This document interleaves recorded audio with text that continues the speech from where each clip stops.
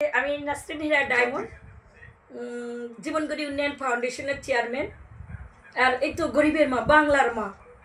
সারা বাংলাদেশে আমি সবার মা হতে পেরেছি। আমি বাংলার মা হয়েছি, আমি গরিবের মা হয়েছি। এটা আমার বড় পাওয়া।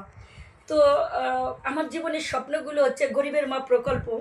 এই গরিবের মা প্রকল্পের মধ্যে হচ্ছে মসজিদ, মাদ্রাসা, এতিমখানা, অটিজম প্রতিবন্ধী বিদ্যালয়, সকলের পুনর্বাসন, পাশাপাশি হাসপাতাল। মাথা বোঝার ঠাইটা হচ্ছে বড় ঠাই। আর তো আমি চিন্তা করেছি যে অসহায় অবহেলিত রাস্তায় যেন কেউ যেন আমার কোনো সন্তানরা যেন পথে পথে না ঘুরে, তার জন্য বাংলাদেশ সরকারের যে খাস জায়গাগুলো আছে সেই খাস জায়গাগুলো কারো বাপের না, এটা গভর্নমেন্টের খাস জায়গা। অর্থাৎ আমার সন্তানদের মাথা বোঝার ঠাইয়ের জন্য প্রত্যেকটা জায়গায় সরকারি খাস জায়গাগুলো আল্লাহ মালিক আমার প্রতিষ্ঠানের জন্য বা আমার সন্তানদের জন্য পুনর্বাসনের জন্য, যাতে একটা সন্তান যেন আমার পথে পথে না ঘুরতে হয়। আর আমার চিন্তা ধারণার স্বপ্ন যে প্রতিটি, যেহেতু গরিবের মা প্রকল্প, মসজিদ, মাদ্রাসা, এতিমখানা, অটিজম বিদ্যালয়, পাশাপাশি চিকিৎসার জন্য হাসপাতাল, আমার কোনো এই প্রকল্পগুলোতে পর্যায়ক্রমে মানে এই প্রকল্পগুলো থেকে যাতে আমার চিন্তা ধারণা একটা রিস্কালা আমার সন্তান, যেহেতু সবাই আমার সন্তান, রিস্কালাদের স্বপ্ন যে আমার যদি একটা টাইলস করা বাড়ি থাকতো, কিন্তু তাদের স্বপ্ন তারা কখনোই পূরণ করতে পারে না।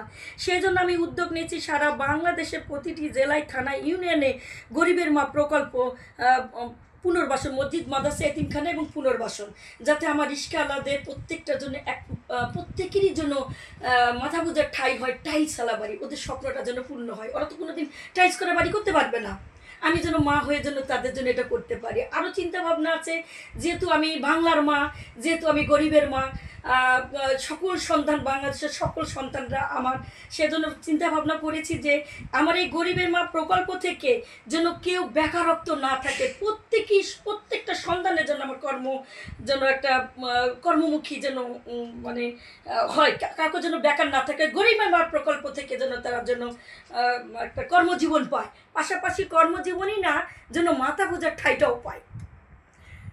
চিকিৎসার জন্য তো হাসপাতাল, যাতে কেউ যেন না থাকে, সবার জন্য মানে হাসপাতাল, জি হাসপাতালে সবাই, যেহেতু আমি এখানে আমার মসজিদ, মাদ্রাসা, এতিমখানা, অটিজম বিদ্যালয়, তো সকল সন্তানরা যেন, সকল ধরনের সন্তানরা যেন সুশিক্ষায় শিক্ষিত হতে পারে, এগিয়ে আসতে পারে, এবং হতদরিদ্র গরিবদের মাথা বোঝার ঠাই, এবং সকলের জন্য চিকিৎসা, এবং পর্যায়ক্রমে কুরিয়ার সার্ভিস। কেন কুরিয়ার সার্ভিস? শুধু তো আমি মসজিদ, মাদ্রাসা, এতিমখানা, সেবা সবই দিলাম, কিন্তু আমি খাওয়াটা, এই জন্য আমি আমার জীবনগড়ি থেকে লিমিটেড কোম্পানি করেছি খাদ্য পণ্য দ্রব্য সামগ্রী, যাতে জন্য জীবনগড়ি থেকে প্রত্যেকটা প্রোডাক্ট তৈরি হয় এবং স্বল্প মূল্যে যখন উৎপাদন হয় কোনো জিনিস, তখন অল্প টাকায় বিতরণ, তখন কিন্তু কোনো হয় না, অল্প টাকায় বিতরণে, যাতে আমার সারা বাংলাদেশে আমার জীবনগড়ি কুরিয়ার সার্ভিসে করে যেন প্রতিটি জেলায় যেন সকলে আমার সন্তানরা যেন, সবাই যেন প্রত্যেকটা জীবনগড়ি, হলুদ মরিচ থেকে যত কিছু সব যেন তারা যেন জীবনগড়িতে স্বল্প মূল্য পায়। এবং দিনাজপুর থেকে কিছু রাইস মিলদের সাথে কথা বলা হয়েছে, তারাও বলেছে আম্মাজান, আমার শুধু 100 টাকা লাভ রেখে যত চাল হবে সমস্ত চালগুলো আপনার জীবনগড়িতে নিয়ে যাবেন। তাহলে সব মায়েরা চায়, আমার এই ইচ্ছা, আল্লাহ যদি আমাকে 10টা বছর বেঁচে যেন রাখি, তাহলে মনে হয় আমি বাংলাদেশে আমার সন্তানদের মাঝে হয়তো কিছু করে দিতে পারবো। আপনার জন্য দোয়া করিয়ে।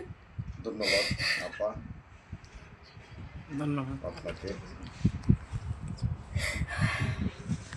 তো গরিবের মার কথা শুনলাম আমরা এতক্ষণ বসে, অত্যন্ত ভালো লাগলো। আমার শ্রদ্ধেয় আপা, আমি ওনাকে অনেক শ্রদ্ধা সম্মান করি সবসময়।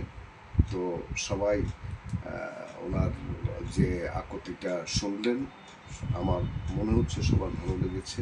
এখানে যারা আছেন উপস্থিত সবাইকে অসংখ্য ধন্যবাদ।